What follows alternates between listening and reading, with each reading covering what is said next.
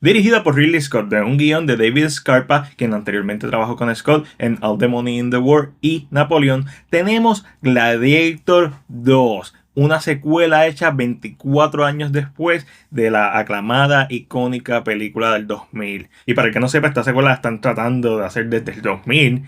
No con esta historia, una de las historias era que íbamos a ver a Maximus en la vida eterna y cómo él se iba a convertir en el dios de la guerra y lo íbamos a ver a través de diferentes guerras. Por si acaso estoy usando imágenes de Noah de Darren Aronofsky. Are you not entertained? Sí, Maximus, esta película me entretuvo un montón.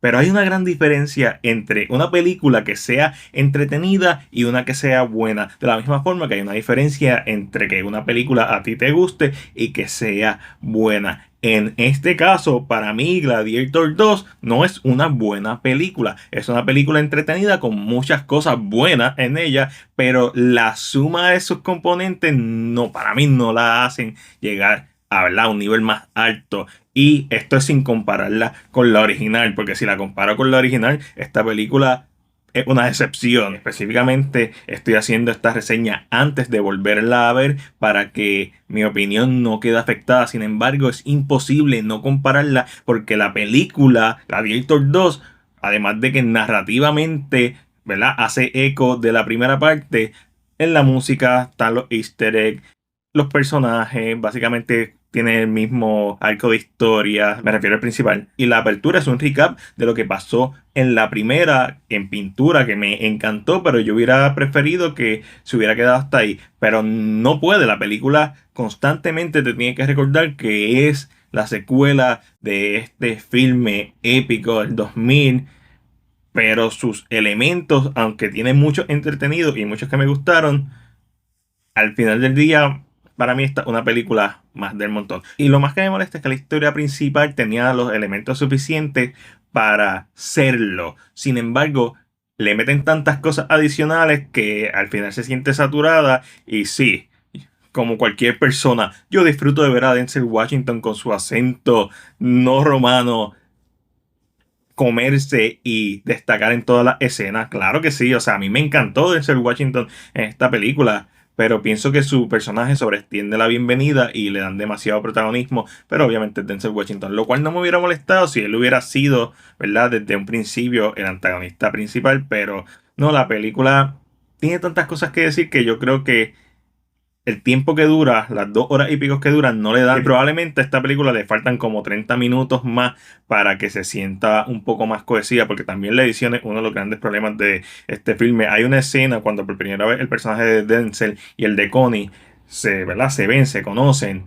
Esa escena está picoteada, pero de que ellos hablan un minuto y se acabó la escena. Y ya él se levanta para irse. Se supone que la edición sea invisible. Y en esta película uno ve la edición. Pero vamos a empezar. 2 hours later. La película abre con una recapitulación del primer filme en pintura y luego conocemos a Lucius, que ahora está mayor. Si no recuerdan, Lucius es el hijo de Lucila, que no usaron el mismo actor, ¿verdad? Usaron a Paul Mescal y él hizo un buen trabajo con lo que tiene. Este personaje pudo haberlo hecho casi cualquiera, básicamente cualquier buen actor me refiero, no un mal actor, pero, ¿sabes? Quizás físicamente, ¿verdad? El trabajo que él hizo físico es la parte más destacable, lo que me lleva al personaje de Pedro Pascal, el general Acacius. Me gustó el tema de este personaje y cómo él mismo es uno más profundo del que uno piensa al principio. Uno lo ve al principio y dice, él va a ser villano, pero no, él es este general que no quiere, ¿verdad?, estar bajo el mandato de estos emperadores, pero eso es lo que le toca y él tiene una relación con Lucila. Y ya con eso era suficiente para hacer una película.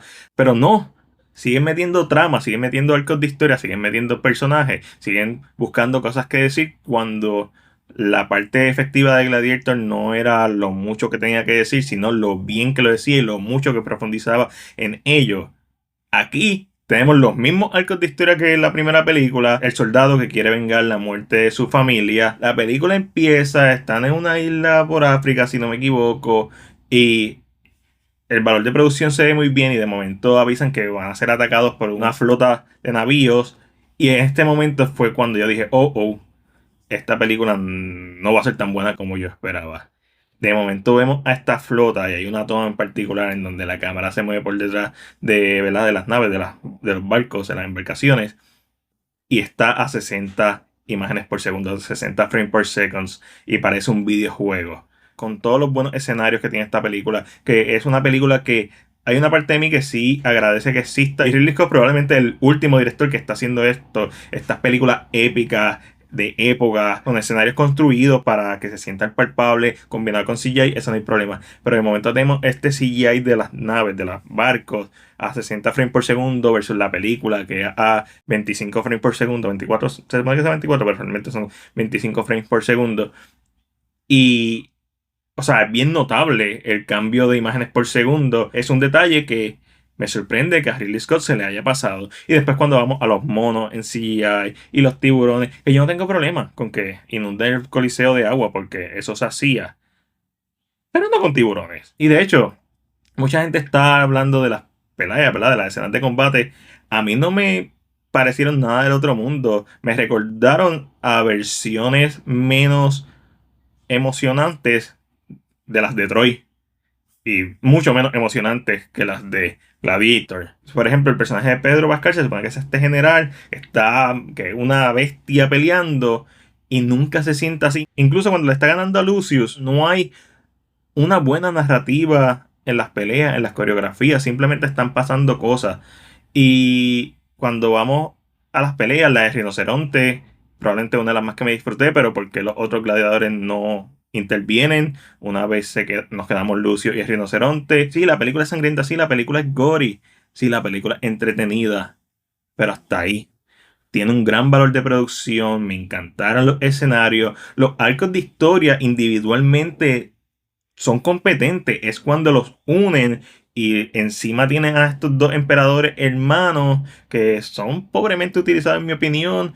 Tiene el personaje de Denzel Washington, que es el Master of Puppets, que está tratando, ¿verdad?, de obtener más poder y más poder y más poder. Y eso es interesante si nos hubiéramos enfocado solamente en eso. Además tenemos el arco de historia de, ¿verdad?, de Lucius con su mamá. Y a mí me encantaron las recreaciones de cuando Lucius era pequeño y ver a Egipto. Yo fui a Egipto. Eso era la película. Pero emocionalmente, aunque está bien actuada, fuera del personaje de Lucila, emocionalmente la película no, yo no sentí nada viendo esta película. Y para muchas personas eso es suficiente, pero yo voy al cine a sentir. Sí, también voy a disfrutar. Yo me disfruté esta película, quiero que eso quede claro. Pero esta película peca de constantemente recordarte que es la secuela de un mejor filme. Y eso es el problema, porque la música no está al nivel de la de Gladiator, los personajes no están al nivel de los de Gladiator, la trama no está al nivel de los de Gladiator. Sí, Denzel Washington me encantó en esta película, debe estar nominado a mejor actor secundario y tiene grandes posibilidades de ganárselo.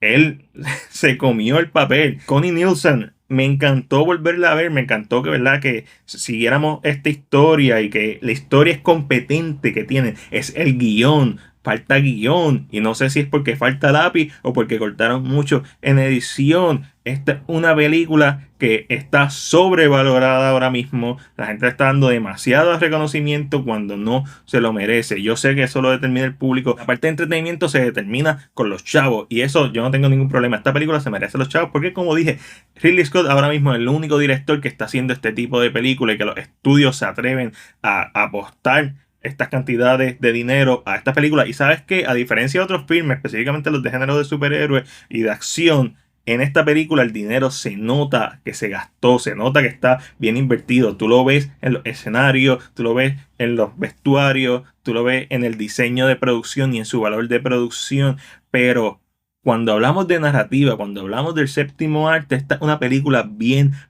deficiente. Los detalles son bien importantes. A la esposa de Lucius la matan con una flecha desde abajo y vemos cuando la flecha le da y tiene, ¿verdad?, en un ángulo. Y después cuando la vemos, la flecha está directo en el corazón. A mí me encantó la escena que le siguió a eso, que esta escena fantástica del río Estigia con Carón o Caronte, la parte más surreal que recuerda filmes como The Seventh Seal o Fausto, o no nos vayamos tan lejos, también debe ser Washington, Macbeth, esta parte más fantástica, más surreal, ese elemento me encantó, el cual no aparece más en la película.